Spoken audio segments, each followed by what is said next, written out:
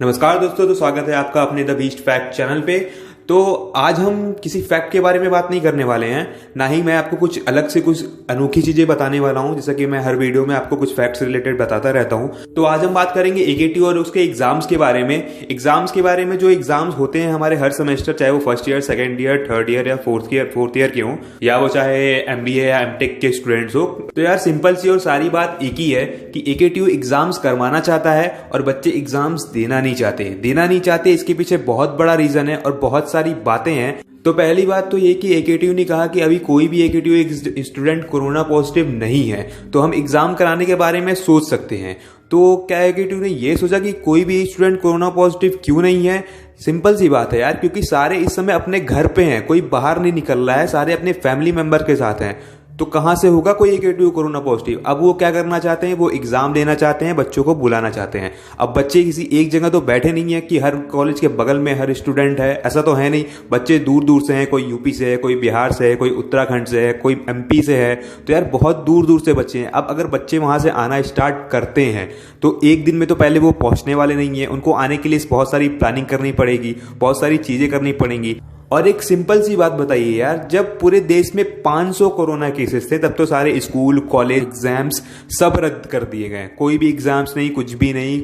और अब जब मामला 2 लाख के पार पहुंच चुका है तो एकेटीयू कह रही कि हमें कोरोना के साथ रहना सीखना होगा, कोरोना से लड़ना होगा। तो मैं एक सिंपल और एक लाइन में बात कहूं तो एकेटीयू हमें एग्जाम्स देने के लिए नहीं बुला रहा है। एकेटीयू हमें सीधा एक तरफ से अगर देखा जाए तो वो हमें मौत के मुंह में फेंकने के लिए बुला रहा है, क्योंकि सारे बच्चे इस समय अपने घर पे हैं, सुरक्षित हैं, अपने पेरेंट्स के साथ हैं। इवन पेरेंट्स को भी कोई टेंशन नहीं है कि मेरे बच्चे को कुछ होगा या कोई प्रॉब्लम होगी। सिंपल सी बात है यार, बच्चा अगर 100 किलोमीटर भी दूर जाता है, अपने घर से 50 किलोमीटर भी दूर जाता है, तो पेरेंट्स उसे 10 बार पूछते हैं, 10 बार फोन करेंगे, पूछेंगे कि बेटा तुम ठीक से पहुंचे या नहीं, कब आओगे, एटसेट्रा एटसेट्रा। अब जो बच्चे हजार किलोमीटर रह रहे हैं, 1500 किलोमीटर घर दूर है उनका, और एक दो बच्चे नहीं है, मैं आपकी जानकारी के लिए बता दूं, एक लगभग हर कॉलेज में 100 से 150, इवन हर ईयर की, सिर्फ एक ईयर की बात बताओ ना, like first year, second year या थर्ड ईयर हो, तो हर ईयर के 100 बच्चे, 200 बच्चे सिर्फ हॉस्टल में रहते हैं, सिर्फ हॉस्टल में।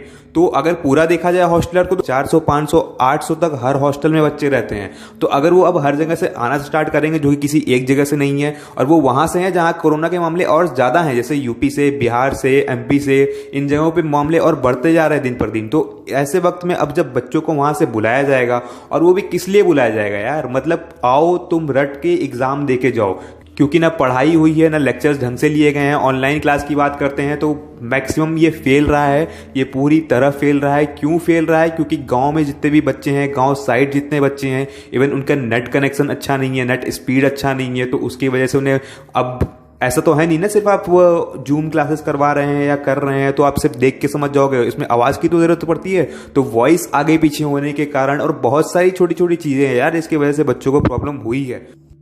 और यहाँ पे अगर हम एकेटीयू के दूसरे पॉइंट को लेके बात करें, जो कि उन्होंने कह रखा है, न्यूज, अगर आप न्यूज में देखते हैं और न्यूज पेपर पढ़ते हैं तो आपने शायद ये पढ़ा होगा और देखा होगा कि अगर किसी भी स्टूडेंट्स को एग्जाम के दौरान कोरोना पॉजिटिव हो जाता है और अगर बाई चांस उसकी मृत्यु हो जाती है, वो नहीं रहता है, तो उसके एकेटीयू की तरफ से 5 लाख रुपए दिए जाएंगे। अब इस पे क्या बोला जाए, क्या बोला जाए, मुझे तो यही नहीं समझ में आ रहा है। मतलब सिंपल सी बात है, सिंपल सी लॉजिक है।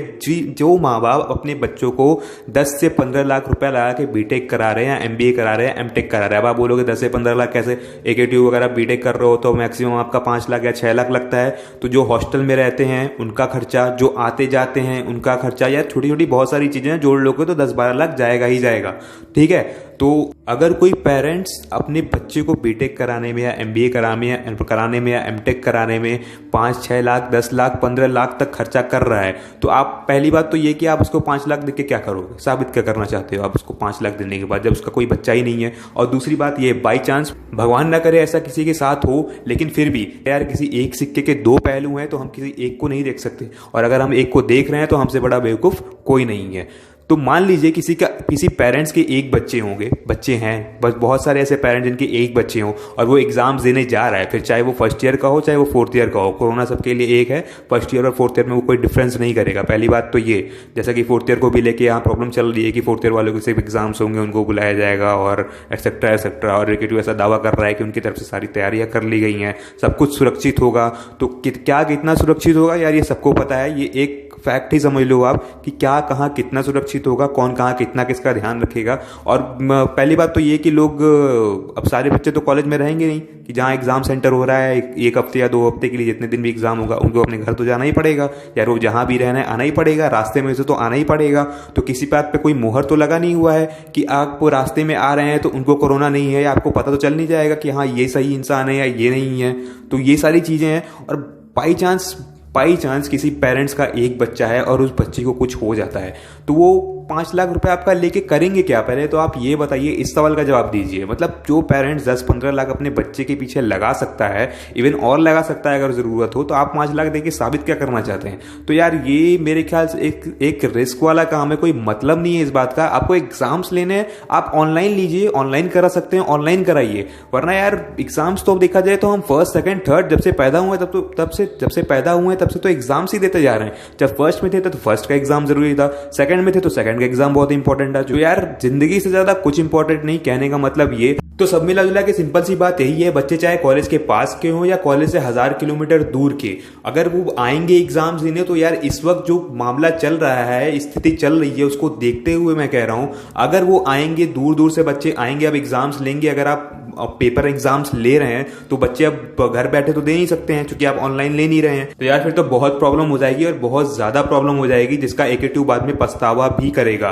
तो इसका सबसे बढ़िया सोल्यूशन ये है कि अगर वो ऑनलाइन एग्जाम ले सकती हैं तो ऑनलाइन एग्जाम्स ले, वरना अगर प्रमोशन के बारे में सोच सकती हैं, प्रमोट करने के बारे में सोच सकती हैं, तो प्रमोट करें या जो भी बेस्ट हो। बट यार ये बुलाने का तरीका सबसे ज्यादा बेकार है, क्योंकि इसमें बहुत सारे बच्चे बिना वजह आप पढ़ाई लेट करा लेंगे। ऑनलाइन भी किसी तरह आप अगले सेमेस्टर की पढ़ाई स्टार्ट कर देंगे, बच्चे बहुत सारे पढ़ लेंगे, इनका नेट नहीं चलता, गांव में नेट नहीं चलता, वो भी किसी न किसी तरह से एडजस्टमेंट कर लेंगे, बट कम से कम यार सेफ तो रहेंगे वो। बट अगर आप उन्हें कॉलेज बुलाएंगे, बच्चों को पहले तो हॉस्टल में प्रॉब्लम होगी, क्योंकि हॉस्टल में बहुत सारी चीजें होती है जो आपकी बाहर से जाके लेनी पड़ती हैं। और अगर मान लो स्टूडेंट्स अगर हजारों किलोमीटर घर से दूर हॉस्टल आ भी गए, कॉलेज एग्जाम देने के लिए आ भी गए, तो क्या गारंटी है कि वो सेफ ही पहुंचे? बाई चांस अगर उन्हें कोरोना हो गया, जो कि उन्हें खुद भी नहीं पता चलेगा 14-15 दिन तक, और वो जाने अनजाने में ही अपने ही यार दोस्तों में वो चीज फैला देंगे और ये बाद में पता चलेगी, तो यार इसका माहौल ही अलग होगा, मतलब कहाँ नहीं जा सकता।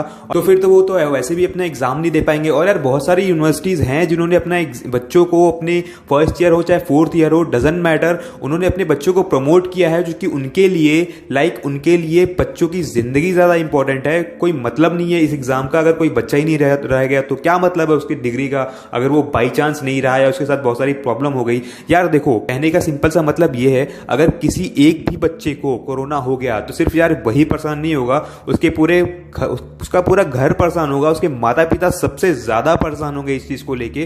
तो इस चीज को AKTU जो एग्जाम बुला के करवाना चाहता है या इसके बारे में सोच रहा है, अगर ये डिसीजन वो ले चुके हैं या लेने वाले हैं, तो मेरे ख्याल से ये बहुत ज्यादा गलत होने वाला है, क्योंकि इसमें बिना वजह बच्चों को घसीटा जाए। और सिंपल सी बात तो ये है, AKTU का कहने का मतलब सिर्फ मेरे ख्याल से मुझे तो इतना ही लग रहा है कि आओ रटो और एग्जाम दो, हम इस रिजल्ट निकाल लेंगे। तो यार ये कोई मतलब भी, कोई फालतू की बात है ये मेरे ख्याल से। अगर आपको रिजल्ट्स देना ही है तो आप पिछले के बेसिस पे दे दीजिए, सिंपल सी बात है। अगर आप और इससे अच्छा बेटर को सोच सकते हैं या बच्चों के लिए जो ज़्यादा उचित हो, तो वो ज़्यादा बेटर होगा मेरे ख्याल से। और यार एक चीज़ मैं आपसे ज़रूर कहना चाहूँगा, अपने दोस्तों में, यारों में अगर पेरेंट्स देख रहे हैं तो अपने दोस्तों को शेयर करें, अगर स्टूडेंट्स देख रहे हैं तो भी अपने दोस्तों में शेयर करें, जो भी BTech MBA या फिर जो भी रिलेटेड AKTU के स्टूडेंट्स हैं, तो उनको ज़रूर शेयर करें। लाइक करें या ना करें, शेयर ज़रूर करें। अगर आपको भी यही सारी बातें लगती हैं कि हाँ यार ये सारी बातें जेन्युइन हैं और इन सारी बातों पे बात होनी चाहिए और शेयर होना चाहिए, तो आप लाइक मत करिए लेकिन शेयर ज़रूर कर दीजिए इस चीज़ को।